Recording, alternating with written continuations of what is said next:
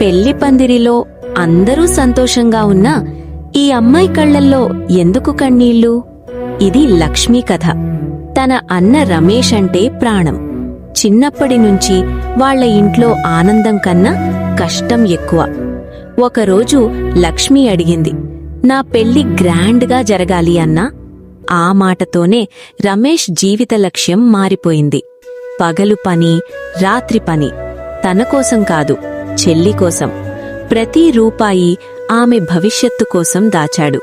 లక్ష్మి మాత్రం ఆ కలలలోనే సంతోషంగా ఉంది. కాని పెళ్లి దగ్గర పడేసరికి డబ్బు మాత్రం సరిపోలేదు. అప్పుడు రమేష్ తీసుకున్న నిర్ణయం తన జీవితాన్నే మార్చేసింది.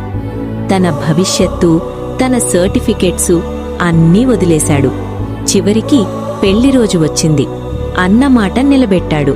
కాని నిజం తెలుసుకున్న లక్ష్మి ఆనందం కన్నా బాధ ఎక్కువైంది.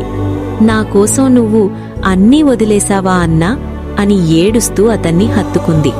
రమేష్ నవ్వుతూ ఒక్క మాటన్నాడు, నీ సంతోషమే నా జీవితం.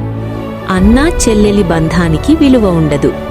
ఇలాంటి కథల కోసం KVS9 క్రియేషన్స్ ఛానల్ని సబ్స్క్రైబ్ చేయండి.